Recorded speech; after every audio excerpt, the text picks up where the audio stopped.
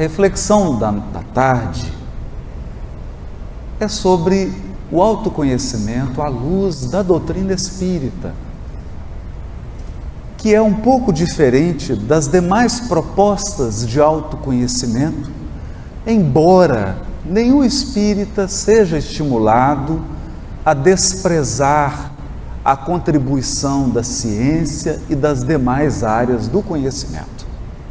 Nós espíritas fomos, desde sempre, desde a codificação, fomos estimulados pelo próprio Allan Kardec a nos mantermos atualizados com todas as frentes do conhecimento humano. Portanto, o espírita deve ser alguém que reverencia, respeita e estuda a psicologia, as ciências sociais, a antropologia e todos os ramos do saber humano que se debruçam sobre o ser humano na busca de compreendê-lo. Mas como nos referimos ao autoconhecimento à luz da doutrina espírita, não podemos esquecer duas orientações fundamentais. A primeira delas, nós não fazemos um processo de autoconhecimento como alguém que penetra num labirinto sem expectativa de poder sair dele. Basta lembrar que muitos pesquisadores da psicologia e do ser humano acabaram terminando suas carreiras pela porta do suicídio, porque penetraram num labirinto tão tormentoso, fixaram excessivamente nas mazelas, nos defeitos, nas dificuldades do ser humano, que perderam a esperança de viver, perderam a razão de viver. Não quero aqui mencionar nenhum nome para não ferir a memória dessas pessoas e nem desmerecer o trabalho delas. Mas quando um espírita ingressa no caminho do autoconhecimento, ele o faz com um farol, com uma tocha acesa, que lhe permite entrar e sair. E essa tocha é Jesus. Jesus é nosso guia e modelo. Jesus é a prova de que o ser humano vale a pena. Pelo menos um deles deu certo. Mas não foi só o mestre. Vários que lhe seguiram os passos passaram a esboçar no seu caráter, na sua vida, nos seus atos, as marcas da moral cristalina do Cristo. Então nós fazemos um mergulho, pesquisamos a nossa intimidade, devemos. Examinamos a nossa conduta e os nossos atos, com certeza, mas não sem esperança. Não sem esperança. O segundo elemento é que a doutrina espírita nos ensina a lei da evolução espiritual dos seres. Lei da evolução espiritual dos seres. Então, essa história de que pau que nasce torto, morre torto, é só para quem não conhece ainda a doutrina espírita. Porque para nós que conhecemos os postulados da doutrina espírita, pau que nasce torto, morre reto. A evolução aprimora os seres, ela vai aos poucos, sugando as imperfeições humanas, e os seres vão se transformando, vão permitindo que os seus potenciais divinos desabrochem, as pessoas vão se iluminando no decorrer do tempo, porque somos espíritos imortais. Imortais. Tanto somos imortais, que no Livro dos Espíritos nós vamos encontrar uma expressão, ao se referir à reencarnação, que é sui generis. Os Espíritos dizem transmigração das almas. Transmigração. Para compreender essa expressão, basta olhar para os pássaros que migram de um lugar para o outro. Saem do inverno em busca do verão e depois regressam. Nós também, seres imortais num processo evolutivo, nos deslocamos através da reencarnação. Assumimos corpos diferentes, nascemos em cidades diferentes. Eu até tomei uma decisão, vou trabalhar muito para merecer nascer em Santa Cruz do Sul. Então a gente trabalha para poder se deslocar sempre para o melhor. Então, tudo que formos dizer aqui sobre o autoconhecimento, queremos dizer com esse tom de esperança, com esse tom de certeza, que quer você queira, quer você não queira, quer você concorde, quer você não concorde, você vai ser perfeito e puro. Perfeição das criaturas, evidentemente, não a do Criador. Mas você vai ser um espírito puro, mesmo contrariado. Vai chegar à pureza espiritual e vai tomar posse do seu patrimônio imperecível de felicidade. Essa é uma determinação divina. Portanto, a partir dessa perspectiva, nós temos condições de entender um elemento muito importante quando mergulhamos no ser humano. Normalmente as pessoas que lidam com os sistemas de justiça, delegadas, promotores, juízes, que lidam com a questão criminal, muitas vezes são tomados de um certo pessimismo e de um certo desânimo, porque entram em contato com o que há de pior na natureza humana. E muitos de nós nos assustamos. Basta 15 minutos assistindo a um jornal, se você não for vigilante, você perde toda a sua crença no ser humano. Perde toda a crença. Mas, da questão 189 do Livro dos Espíritos em diante, exatamente num item intitulado Transmigrações Progressivas. Transmigrações é o termo para a encarnação. Progressivas. Significa que a cada encarnação você dá um passo. Kardec pergunta na questão 190, qual o estado da alma na sua primeira encarnação? Ficando claro aqui que ele se refere à encarnação na espécie humana. Encarnação na espécie humana. Então ele está considerando que o princípio inteligente já fez todo um processo de evolução.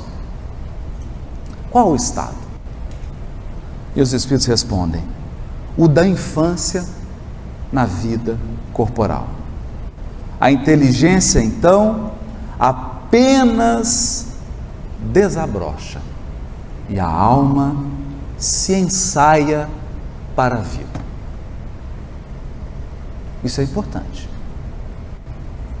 É importante porque nós precisamos aprender a olhar para a alma. Aprender a olhar para a alma. Certa vez nós chegávamos, isso há muitos anos atrás, que agora ninguém me pergunta mais isso. Ninguém fala mais isso comigo. Mas antes, há muitos anos atrás, as pessoas chegavam e diziam assim, mas é tão jovem. Você é tão jovem. Eu lembro de um companheiro, dirigente de uma instituição federativa. Ele dizia, mas você é tão jovem. Eu falei assim, e você está olhando só para o corpo? e você está olhando só para o corpo, né? Porque nós, encarnados, criamos um hábito cristalizado de avaliar os seres pelo corpo. Então você fala: oh meu Deus, uma criança. A criança é o corpo. É o corpo. O espírito que está ali iniciando o seu processo encarnatório é um espírito rico de experiências. É um espírito que traz vínculos espirituais, débitos espirituais, vícios espirituais, inclinações, mas como também virtudes, habilidades, experiências consolidadas, créditos espirituais. Então a alma não é mais a da infância, quando nós iniciamos as nossas encarnações na espécie humana. Há um progresso. O que isso significa? Que você vai sair em Santa Cruz do Sul e vai ter a impressão de que está encontrando nas ruas seres humanos iguais, mas eles não são. Caminhando por essas ruas, há espíritos ainda bastante infantis e outros bastante amadurecidos. Há uma distância imensa. E o curioso é que você pode encontrar um espírito caminhando por Santa Cruz do Sul com um corpo já com mais quilometragem, e você acreditar que o espírito que está nesse corpo tem mais experiência. E passa um jovem que está com um corpo com menos quilometragem, e você acha que ali está um espírito mais jovem. E pode ser o contrário. Pode ser o contrário. Porque a maturidade do espírito não está sempre em harmonia com a idade do corpo. Nós nos recordamos do governador Milton Campos. Ele, certa vez, indicaram um secretário, e o secretário de educação era muito jovem, né? E aí chegaram para ele e falaram: governador, o senhor escolheu um secretário muito jovem. Ele falou: não se preocupe, esse é um defeito que o tempo corrige. Porque o tempo se encarrega de desgastar e transformar os corpos. Então, isso é muito importante. Por que é importante? Na questão 191, Kardec pergunta: a alma dos nossos selvagens são almas no estado de infância? Você vê que ele está desenvolvendo. A pergunta é quase uma decorrência da resposta da questão anterior. Ele está provocando os espíritos a desenvolver o raciocínio. E aí os espíritos respondem: de infância relativa. Pois já são almas desenvolvidas, visto que já nutrem paixões. Então os espíritos estavam falando de uma infância espiritual, e o Kardec achou que infância espiritual eram os índios, os selvagens. Ele falou: não, selvagens do mundo de vocês aí já estão mais para frente,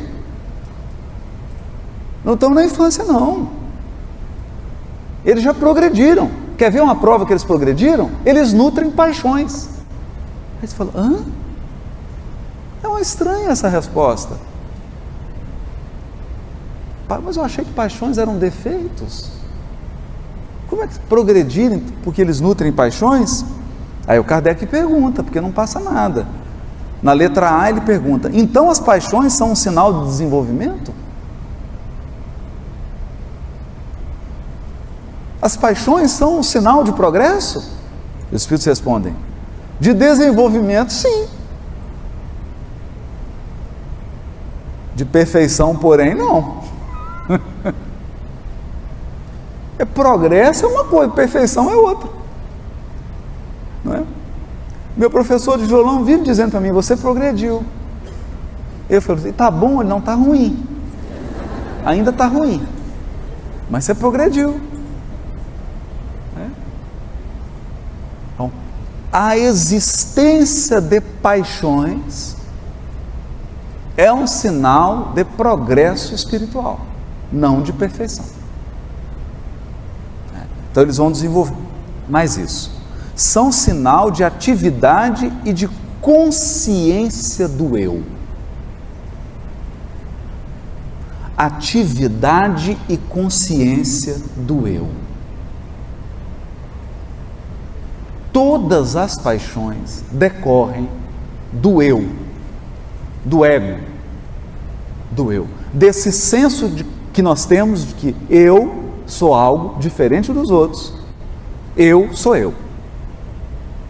Eu preciso me proteger, eu preciso me conservar, eu preciso, e aí começa, eu preciso levar vantagem, eu preciso guardar só para mim.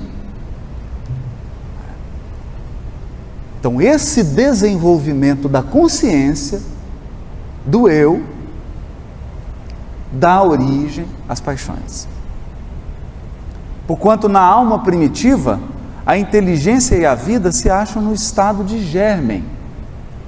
Germen. E aí Kardec desenvolve: a vida do espírito em seu conjunto apresenta as mesmas fases que observamos na vida corporal. Claro que a lei é a mesma. Deus não é o um, Ele não é o autor de todas as coisas, então por que Ele faria uma lei para os corpos e outra para o espírito? A lei que rege os corpos é a mesma que rege os espíritos. Os espíritos também passam pelas fases de desenvolvimento que são correspondentes ao desenvolvimento dos corpos. Então tem espíritos recém-nascidos, bebês, crianças, aí o espírito entra na adolescência. Está cheio de espírito adolescente encarnado. Você consegue identificar pela atitude do espírito, pelas escolhas que ele faz, pelos seus gostos, pela maneira como ele se relaciona. Você fala: está aí um espírito adolescente, deve ter 13 anos, espirituais, né? Aí o tempo passa, e quando eu falo tempo passa, é assim, 400 anos, 500, aí ele já começa a ficar um espírito jovem, 16, 17 anos. Aí passa mais 1000 anos, aí ele já começa a ficar com 22, 20. Ele vai amadurecendo. Ou você pode agora sair em Santa Cruz do Sul e encontrar um espírito que está com 50 anos de idade espiritual. E dentro da casa dele, um que está na adolescência. É óbvio que o temperamento será outro. É claro que as escolhas serão diferentes. As características serão diferentes, porque em um deles ainda está a imaturidade com relação às questões espirituais, ao passo que no outro já há um amadurecimento do senso moral. Do senso moral.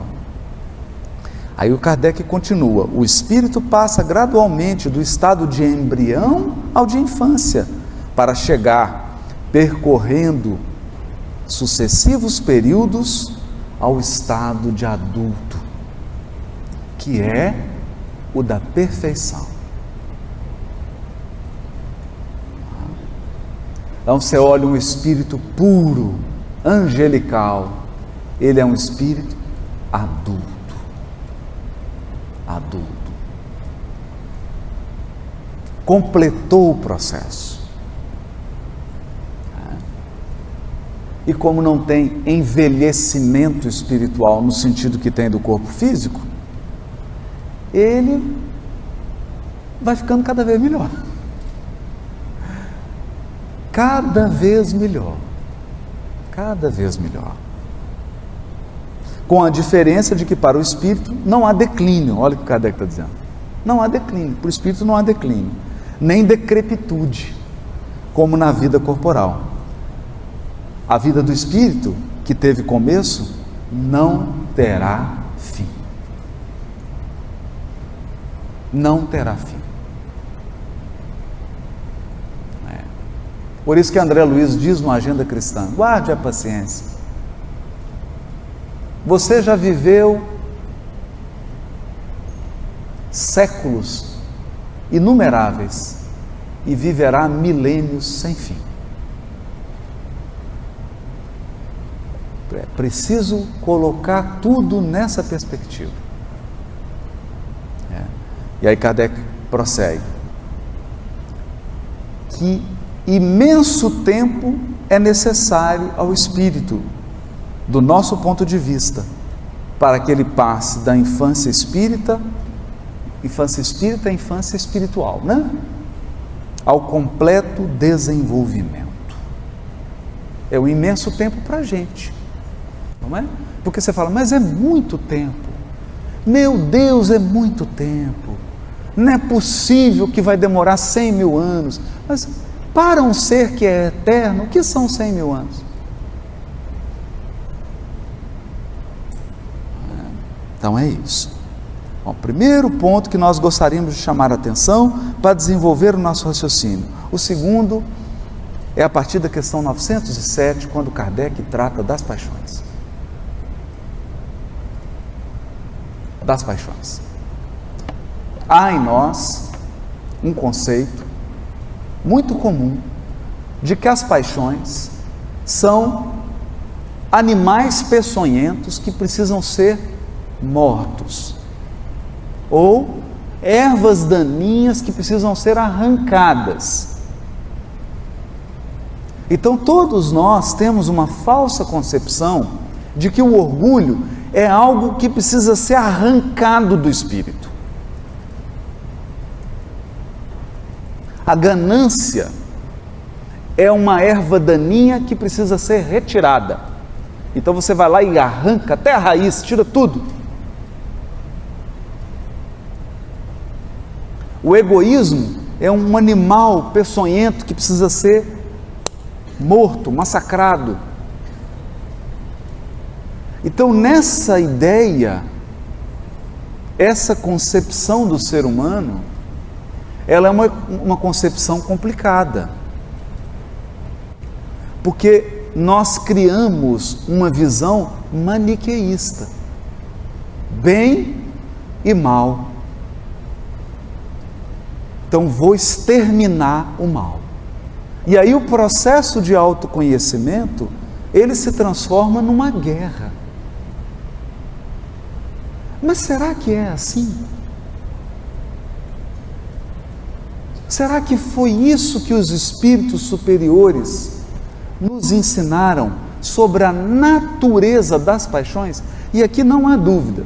Se você for na introdução do Livro dos Espíritos, Kardec enumera algumas paixões. Então ele diz lá: ambição, orgulho, sensualidade no sentido de apego aos sentidos físicos, né? Não é sexualidade, não é isso.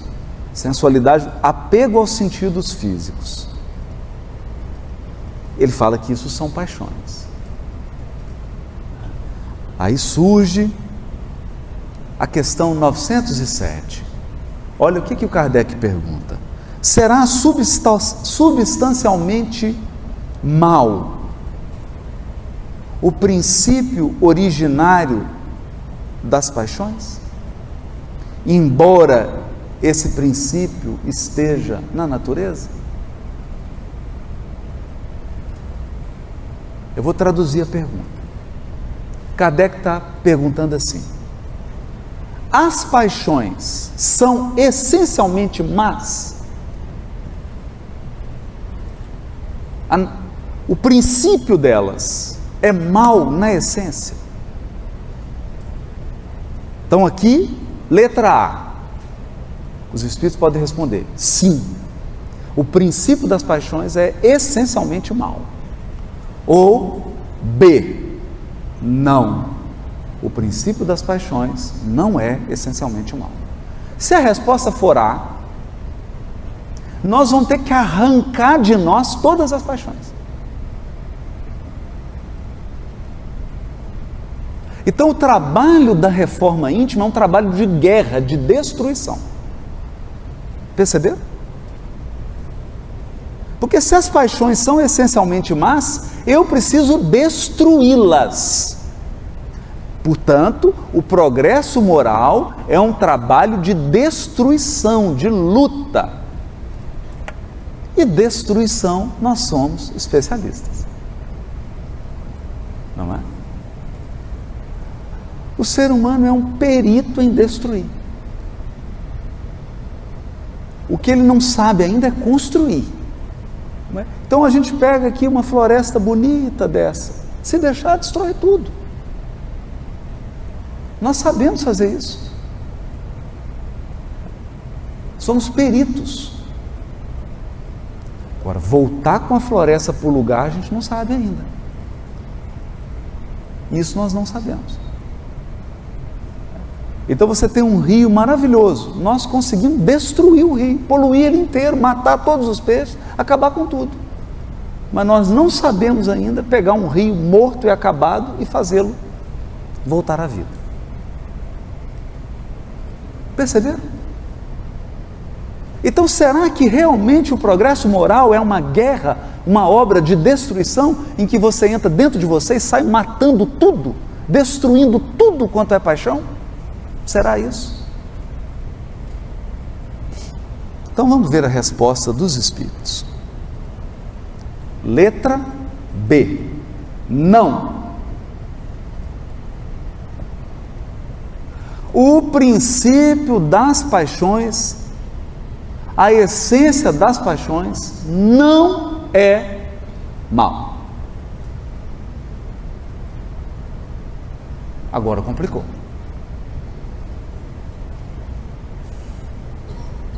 Agora complicou. Aí eles prosseguem.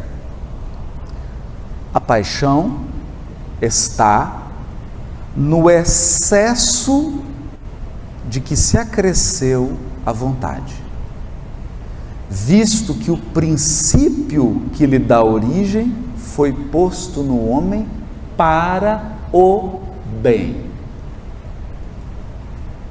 Tanto que as paixões podem levá-lo à realização de grandes coisas. O abuso que delas se faz é que causa o mal. Agora complicou. Complicou. Porque nenhuma paixão será destruída. Ela só se tornou mal por conta de duas coisas: a direção que foi dada à energia e a intensidade que se colocou. Então, vamos começar então, porque senão fica muito filosófico. Vamos falar do egoísta. O egoísta é uma pessoa cheia de amor. Só que ele tem tanto amor por ele que não sobra para mais ninguém. Então todo o amor dele está direcionado para ele. E a gente percebe isso. Você vê um egoísta na fila, o que ele faz? Ele entra na frente. Mas por quê? Porque ele gosta demais dele. Ele fala, não posso ficar na fila, eu gosto demais de mim. Deixa eu me colocar na frente. Só que ele gosta tanto dele, não sobra amor para os outros. Então, qual que é o problema aqui? É o excesso. Porque se você pegar essa paixão, esse excesso, que é o egoísmo, e diminuir a intensidade, se você retirar essa intensidade e direcioná-la para os outros, vai sobrar o quê? O amor próprio. E isso é uma virtude. É uma virtude. Tanto que o mandamento é amar ao próximo como a si mesmo. Se você não é capaz de amar a você mesmo, como é que você vai amar o outro? Se eu não respeito a individualidade do outro, a minha, como é que eu vou respeitar do outro? Se eu não respeito as dificuldades minhas, como é que eu vou respeitar dos outros? Se eu não respeito a minha liberdade, como é que eu vou respeitar a liberdade do outro? Se eu não sou capaz de respeitar nem a minha própria integridade física, como que eu vou respeitar a integridade física do outro? Não, é o excesso. Por que ficou mais difícil aqui? Porque agora eu não vou mais poder destruir. Então esse discurso que às vezes se propaga entre nós espíritas, vamos destruir o egoísmo, não está certo. Não está certo. Use o seu iPhone para postar. Então, a Siri de novo, tá vendo? Então, o egoísmo precisa de outra ação que não a destruição. Qual será? Que ação será essa? Então nós vamos para a questão 908. Como se poderá determinar o limite onde as paixões deixam de ser boas para se tornarem más? É muito inteligente essa pergunta do Kardec. Qual que é o critério? Como é que eu sei que passou do limite? É que você fala com a pessoa assim, nossa, o seu amor próprio está bacana, passou da conta, volta um pouco. Não é? É igual a autoestima, você tem que ter autoconfiança, não é? Você imagina você numa mesa cirúrgica para fazer uma cirurgia no coração e chega o cirurgião, você fala, doutor, eu estou com muito medo, eu estou inseguro, e ele fala, eu também estou muito inseguro, você gostaria? Então o que você espera do seu cirurgião cardíaco? Você fala, doutor, estou muito inseguro, ele fala, mas eu não. Aí você fala, nossa, que médico arrogante, né? Não, você queria que ele dissesse o quê? Eu estou com medo? Não é? Entende? Imagina você entra no avião, fecha a porta, a moça fala, então agora vamos perder o cinto, e o comandante quer dar uma palavra, o comandante, boa tarde, é o capitão falando, é meu primeiro voo, eu nunca levantei uma aeronave como essa, né? Eu confesso que eu estou assim um pouco inseguro, algumas teclas do painel, eu não era o modelo que eu estou acostumado, o meu copiloto acabou de formar também, mas a gente pede aí prece de todos os tripulantes, de todos os passageiros, que vibrem positivamente, que a gente tem uma esperança grande de chegar vivo. É um pânico. Então a autoconfiança, o apreço pelas próprias qualidades, você reconhecer suas habilidades, você respeitar o que você conquistou, o que você é, isso é importante, mas tem uma hora que passa do limite. Aí quando passa do limite, vira orgulho. Aí vira orgulho, aí você passa a ser um sujeito orgulhoso, soberbo. Passou do limite, tem que diminuir o volume, não é? Então Kardec pergunta, qual o limite? Olha o que os Espíritos respondem, que coisa linda, não é? As paixões são como um corcel, né? Cavalo, puro sangue, em homenagem ao Gabriel, um cavalo árabe, né? Que só tem utilidade quando governado. Olha isso. E que se torna perigoso desde que passe a governar. Querem ver? É o apetite. Apetite é uma coisa boa, não é? Principalmente nessa região aqui, que fazem uma cuca tão gostosa. Aí você fala, oh meu Deus, obrigado pelo apetite. Não é? O que adianta a cuca gostosa se você não tiver com apetite? Não é? Então o apetite é uma coisa boa, mas quando você controla ele. Quando você não tem controle sobre o apetite, vira gula. Aí você fica escravo, porque é ela que te governa, não é? Não é? Então o medo, até um determinado limite, ele é muito bom, porque ele te dá prudência, ele te faz ter juízo, não é? Porque a pessoa que não tem medo de nada é perigosíssima. Perigosíssima. É um suicida em potencial. É um medo na medida.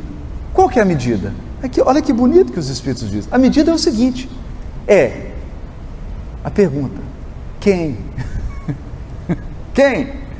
Quem governa? Você ou a paixão? Quem governa? Porque a questão do orgulhoso é que ele perdeu o controle da autoestima. E é engraçado isso. Porque a pessoa orgulhosa, ela é compulsiva. Ela tem uma necessidade de elogio e de se autoelogiar. Já perceberam isso? Ela é compulsiva. Por quê? Porque ela perdeu o controle da autoestima. A pessoa humilde, ela tem controle.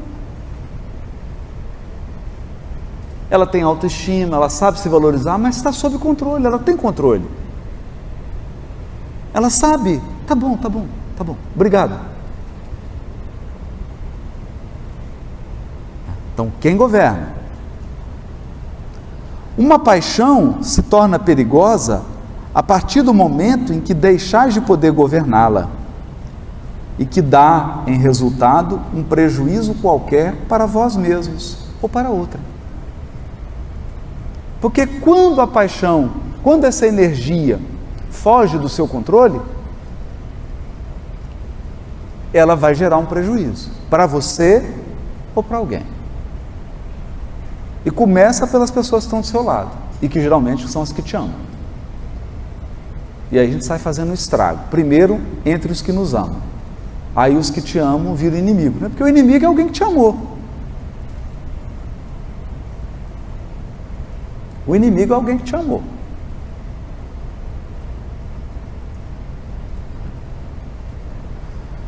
Aqui é importante que a gente tenha isso em conta. Perdeu o controle da energia, ela vai causar um prejuízo. Se é assim, qual deve ser então a nossa atitude? A nossa atitude nos faz lembrar o capítulo 30 do livro Fonte Viva. Emmanuel escreveu uma página chamada Educa, onde ele escreve assim: porque também o espírito imortal traz o gene da divindade. Deus está em nós, tanto quanto nós estamos em Deus. É certo? Então você olha assim, mãe e filha, e fala: meu Deus, elas são parecidas demais.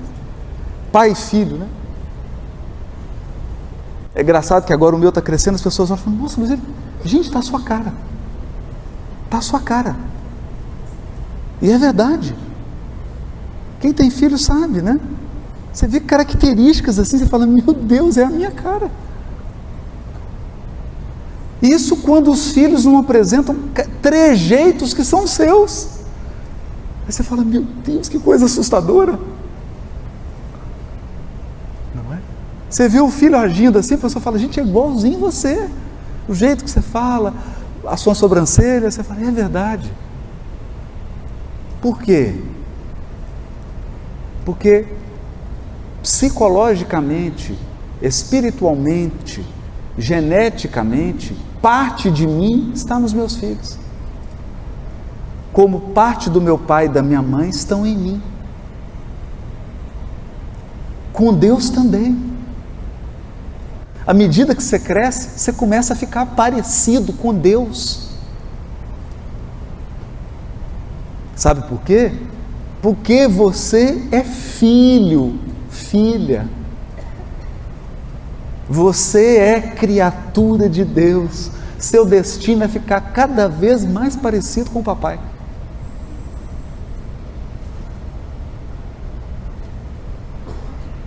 Então seu destino é se tornar divino.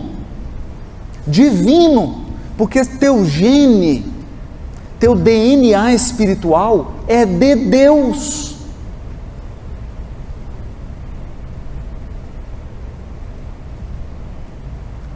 Porque também o Espírito imortal traz o gene da divindade.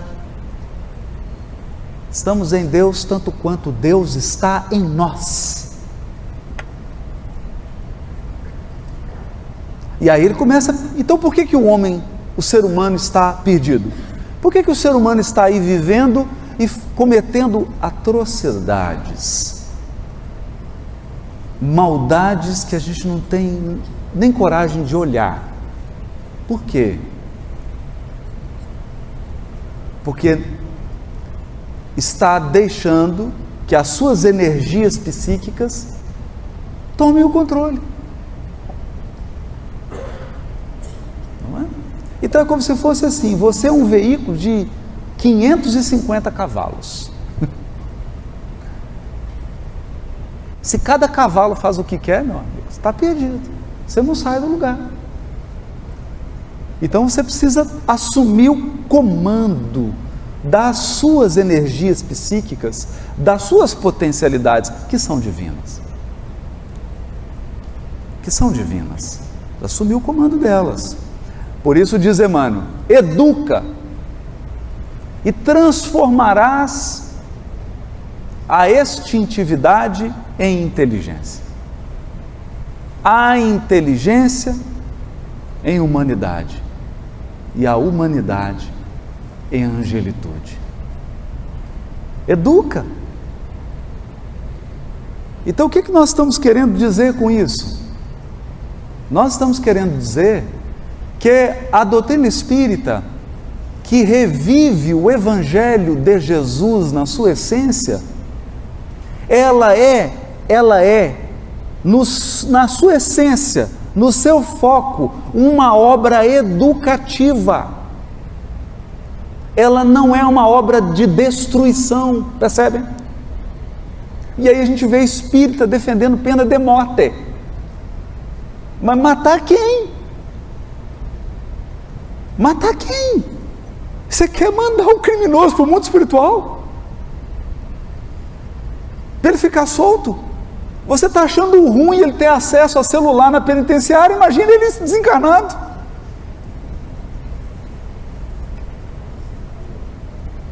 Desencarnado ele entra onde ele quiser, na sua casa. Desencarnado ele fica do seu lado 24 horas por dia. Percebe? Não faz sentido. Ah, mas é difícil. E quem falou que era fácil? Deus nunca chegou para os seus filhos e disse assim: filhinhos, vai ser fácil. O que é bom, mas bom mesmo, que é fácil? Não é? Tinha um espírita em Belo Horizonte, Leão Zálio, muito engraçado, né? A gente falava assim: nossa, Leão, mas isso é muito difícil. Difícil não, meu filho, trabalhoso. Tem nada difícil, trabalhoso. É verdade. Trabalhoso. Então, o processo de educação espiritual é trabalhoso. É trabalhoso.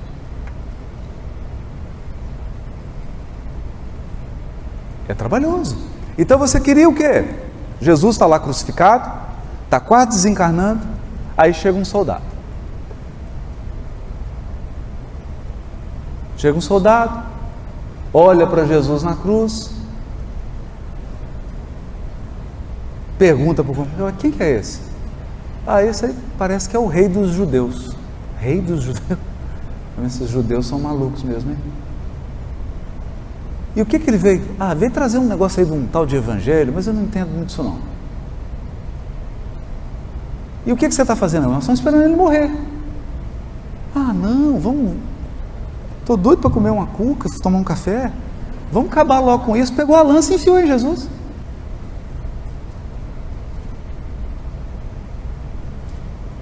Enfiou a lança em Jesus. Não estou fazendo nada mesmo, né? Vamos enfiar a lança.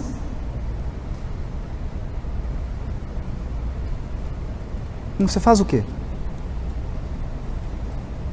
O que a gente faz? O que nossos encarnados fazem? Mata esse indivíduo. Pena de morte para ele. Destrói.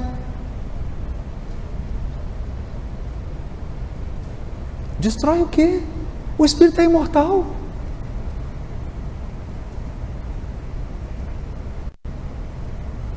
É imortal. Esse é o problema de você ter inimigo. Eles não morrem. Não morrem. O jeito vai continuar vivo para sempre.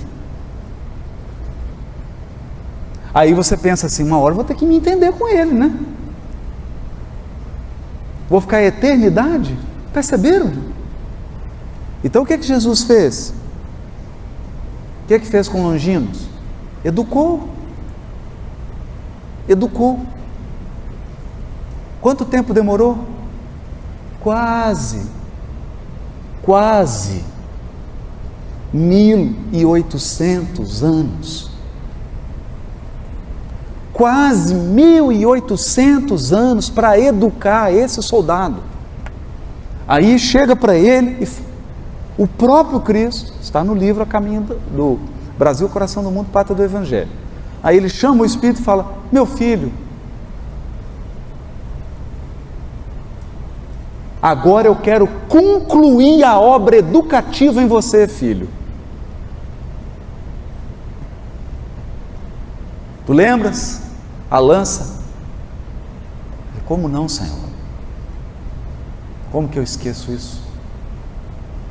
Pois bem, meu filho, você terá uma encarnação agora em que será meu cooperador direto. Eu vou te confiar uma missão, mas te digo, filho, ninguém dos encarnados vai te compreender.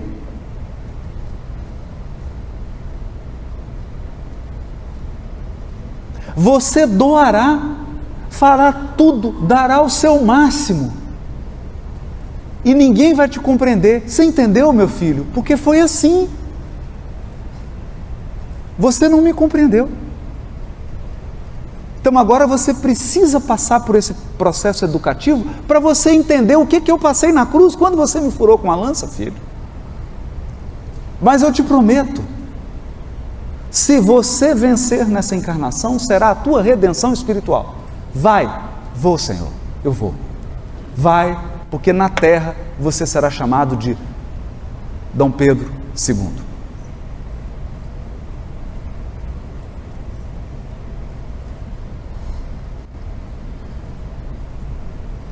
E cumpriu. Cumpriu. Agora, a historiografia desse imperador passa a ser reconhecido, ele passa a ser reconhecido como uma das maiores figuras do seu tempo. Eu, quando estudei, eu fui ensinado a ridicularizar Dom Pedro II.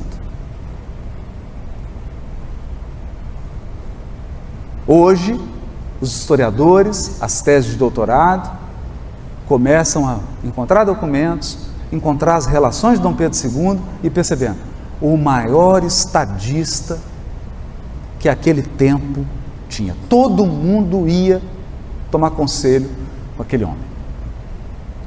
Ele intermediou vários outros reis, ele evitou conflitos, eles se aconselhavam com ele, um diplomata. E se fosse eu teria desistido. Mas Jesus continuou educando. Educa. Educa e transformarás o instinto em inteligência, a inteligência em humanidade e a humanidade em angelitude. Educa. Então o desafio para nós espíritas, o desafio do autoconhecimento é um desafio educativo. Então, para encerrar e para resumir, meus amigos, a doutrina espírita não te pede para você entrar dentro de você e destruir nada. Você não tem que destruir nada. Para de olhar para você e falar, ah, mas tem esse defeito aqui, mas eu sou orgulhoso. Então educa, educa, educa. Lê aquele livro lá, o Encantador de Cavalos, né? O grande domador de cavalos. São cavalos, a gente tem que aprender a domar as paixões. Você não vai ter que destruir nada. Não é? Agora, é fácil? Se fosse fácil, nós não estaríamos aqui. Nós já estaríamos lá no alto. É trabalhoso? É trabalhoso. É difícil? É difícil. É possível? Eu nem digo que é possível. Eu digo mais. Eu digo mais. É inafastável. Não é opcional. Os espíritos que dirigem nossa evolução espiritual, eles vão nos educar. Já fizeram um acordo, lá não tem jeito. A coisa que eu acho mais linda, né? Vou dar um spoiler aqui para terminar, né? Livro Libertação, quem não leu, desculpa, eu vou contar o final. Então nós temos a figura principal do livro, que é Gregório. Chefia uma legião de espíritos perturbados numa região inferior do mundo espiritual. Mas quem vela por Gregório é sua mãe, Matilde. Então a Matilde entra em contato com Clarencio, ministro de nosso lar. Diz: Clarencio, vá lá, traz meu filho. Então Clarencio identifica a situação, uma situação complexa. Então, Clarencio vai lá pedir autorização para o Gregório para poder atuar numa pessoa que ele estava obsidiando. Mas percebe que não tem guerra? Não tem guerra. Ele entra, senta na frente do Gregório. Gregório, vocês estão amando de quem? Ele falou assim: eu estou aqui a serviço de uma pessoa que você conhece muito. Ele: quem? Matilde. Aí ele finge que não sabe quem é. E ele conversa: Gregório, consente. Eu não estou te pedindo nada, eu só estou pedindo para você não fazer nada. Só isso. A obsessão está muito avançada, eu estou quase desencarnando ela. Vai lá, se você quiser tentar. Clarencio vai, resolve todo o caso, aí ele fica furioso, né? Ele chega querendo brigar a qualquer custo, não é? E aí tira uma espada, imagina isso, fala: venha para a luta, aí aparece uma voz do mundo espiritual, porque o benfeitor já está. Agora não sei se é o Clarencio, fiquei em dúvida, acho que não é o Clarencio. O benfeitor está concentrado. Então uma voz começa a dizer assim: ah, você quer lutar? Você quer lutar? Então prepara para lutar. Aí ele segura a espada, materializa a mãe dele. Vem lutar, luta comigo. A mão dele começa a tremer, e ela, com um espírito avançadíssimo, e ela então diz para ele: Gregório, chega. É lindo isso. É lindo. Que ela fala assim: chega, agora acabou. Era tanto amor e tanta autoridade que ele desmaia.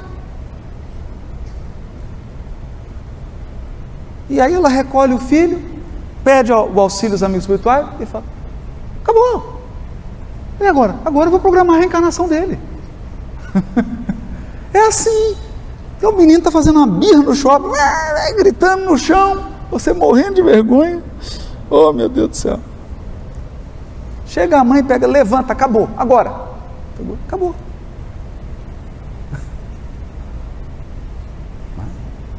Então nós estamos sob uma tutela de amor e de sabedoria que nos educa e que vai nos educar.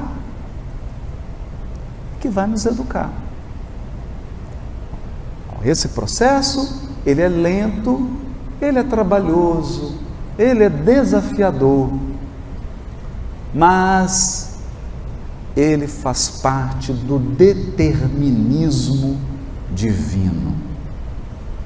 Porque da mesma maneira que você não tem controle sobre o envelhecimento, eu até tento, mas não tenho.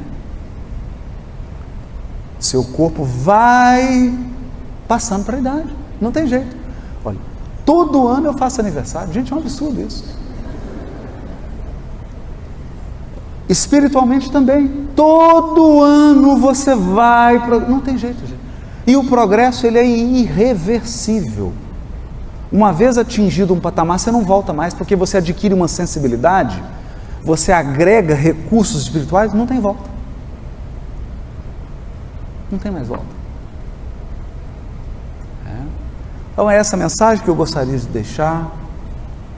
Reforma íntima da doutrina espírita não é um campo de guerra. Reforma íntima na doutrina espírita, autoconhecimento, é um processo educativo. Então que nós possamos olhar para dentro de nós mesmos com compaixão.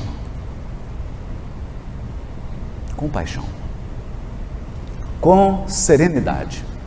Agora, com espírito de transformação, com vontade de melhoria, com urgência, não pressa, urgência, como diz Bezerra de Menezes, urgência, mas com compaixão, com amor, como alguém que sabe que não tem que destruir nada.